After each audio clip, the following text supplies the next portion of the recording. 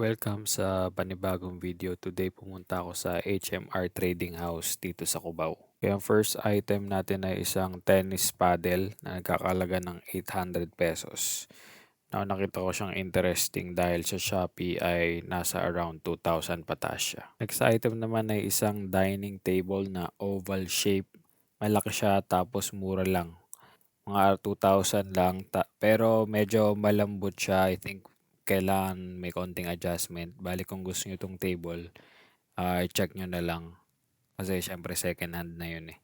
Next item natin ay isang basurahan pero meron siyang sensor. Bali pag tinapat mo yung kamay mo dyan, kusa na siyang bubukas. So ang halaga niya ay 1,400 at battery operated siya. So kailangan mo siyang palitan ng battery pagka hindi na siya gumagana. Next item natin ay mga office chairs.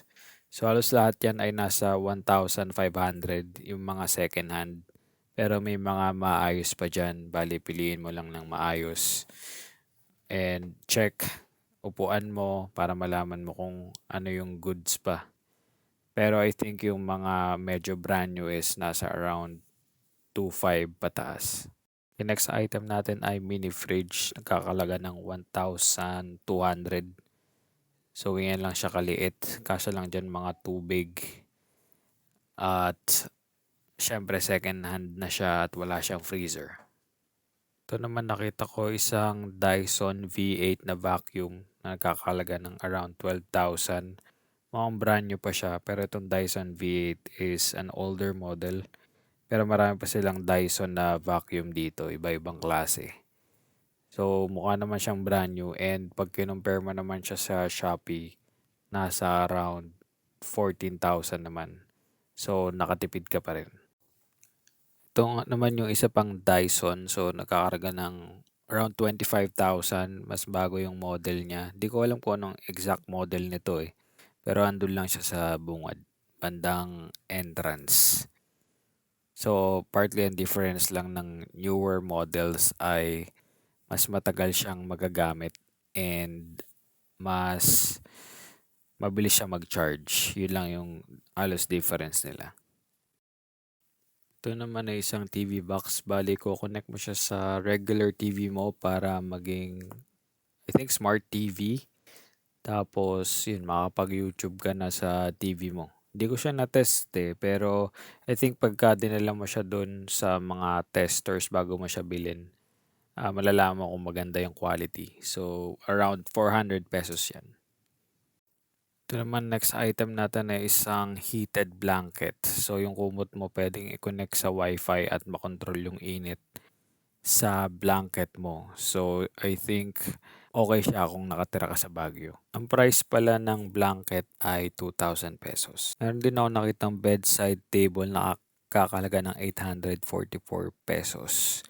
So meron siyang onting bangas pero I think kung naghahanap ka ng bedside table ay mura na yun. Ito naman, naka-sale na rubber shoes, 359.70 Kawasaki na brand. Alam ko kasi ang Kawasaki ay motor, pero ito merong Kawasaki na shoes. Ito, share ko lang din. Nandito lang to bandang bungad. Banda yung mga gadget. Pagpasok nyo pa lang doon, makikita nyo itong mga to. So, yung nasa taas, may mga relo, mga around 500. Tapos may mga cellphone dyan, bala ng switch. And then meron sila nung Apple AirPods Max na parang around 6,000. Pero sabihin ko na sa inyo na yung AirPods na yan ay malamang fake yan kasi 6,000. Yung legit price niyan is around 30,000 pag sa Mac Store. And then yung bala ng Switch maybe mas mura pa din sa Data Blitz compared dito. So yun, tips lang. At ang pinakamurang item ay isang wet wipes na halagang 49 pesos lang at napakarami na niya. So I think pag sa 7-Eleven ka bumili baka abutin ng 90, 100 pero doon ay 49 lang. So far yun lang yung mga items na nakita ko na mura at it's not gonna break your bank. And maybe next time mas makakita ako ng mga items na magaganda and hopefully mapabili rin ako ng mga items na worth it bilhin doon sa HMR Trading House. So, ayun lang muna. Thank you for watching. See you on the next one. Bye-bye.